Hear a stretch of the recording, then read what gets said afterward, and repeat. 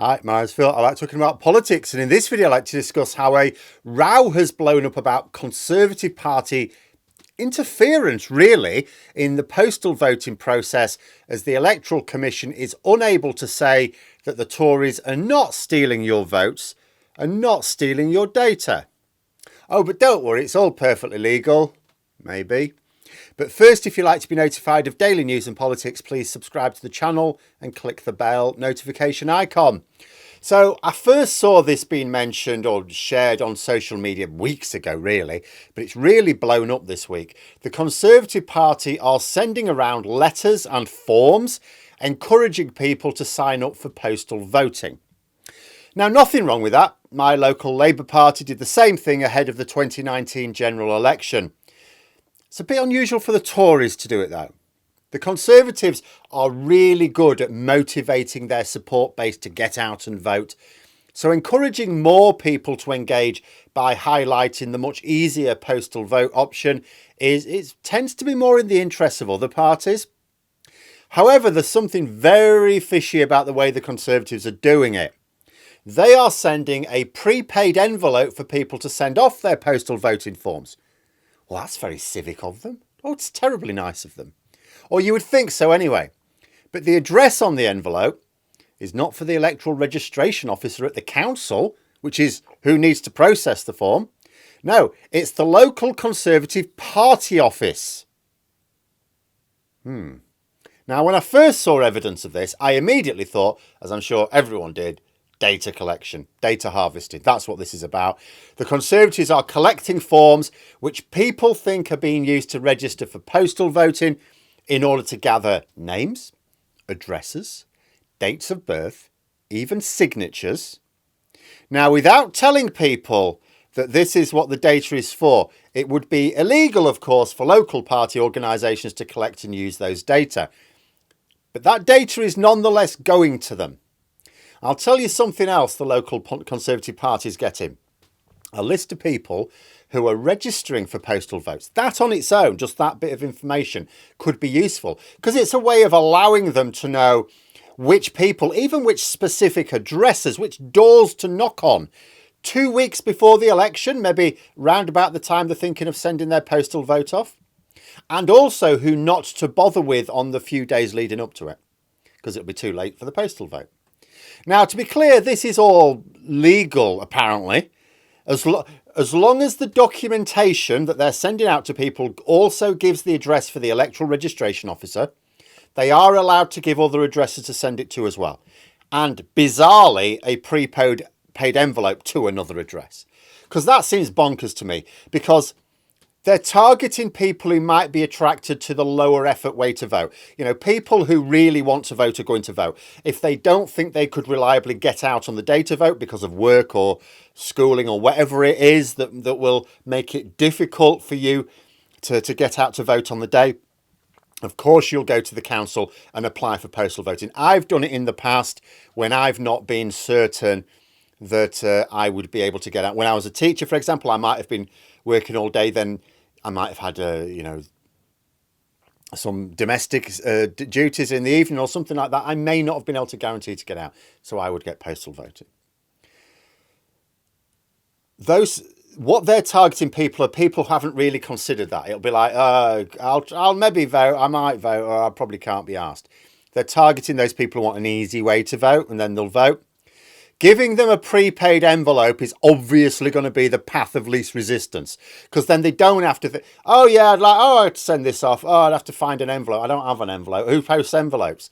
Oh, I don't have any stamps. Oh, I won't bother. Oh, there's a prepaid envelope. Oh, I'll put it in that. That'd be great. No. Also, as a little aside, it may well be that Jacob Rees-Mogg has broken the law, because he tweeted that people could sign up for postal voting at postalvotes.conservatives.com or something. But he didn't give the official link for doing so, not the council link, So if the law says you have to provide the official address, even if you're allowed to provide others as well, has Moggy just broken the law in this tweet? We'll never know, of course. You may think, well, couldn't we just ask the Electoral Commission to investigate? But that's not going to happen. The Electoral Commission used to be independent. Just a few years ago, used to be independent. But the Conservatives got tired of them always investigating their law breaking at election time. So Boris Johnson changed it. Now, the Electoral Commission are not allowed to launch any investigations without the approval of the appropriate Secretary of State. So that would be a senior Conservative Party member then. Not sure I see them launching any investigations into the Conservative Party for a while. But what is most shocking is that although the Electoral Commission has said that on the face of it, they've not committed themselves too much. They've said, in terms of the evidence they've been shown, these forms, they've said, well, it looks legal because they're providing this address and blah, blah, blah, blah, blah. Although remember, when it comes to things being legal, remember which party is in charge of what is and is not legal right now. But the Electoral Commission were unable to confirm that these local Conservative officers would be handling the returned forms legally. By law, when the forms go to the local party office, they have to pass it on to the council within 2 days. Now, for my money, I believe they will be doing this. I don't think that's where they're going to be breaking the law. But how can we be sure? How do we know, for example, that some rogue party activist or someone working in the office doesn't destroy any forms from addresses known to be likely to vote for, say, Labour? This project is being driven from the National Conservative Party machinery. It's not one or two local associations who's doing it for themselves, which is what I thought when I first saw it a few weeks ago. So what guarantees have the Conservatives put in place to make sure that nobody involved in the process at a local level strays into criminal behaviour in their zeal to get a Conservative win? Because although I don't wish to cast aspersions, and I'm quite sure the vast majority of people dealing with these forms will be honest, or if not honest, at least following the law. It only takes one in a few local party officers around the country and you've got a problem. But I doubt this will be on a very large scale if it happens at all, because if it did, you can imagine the situation. So people obviously wouldn't get their postal voting forms because it wouldn't have been passed on to the council.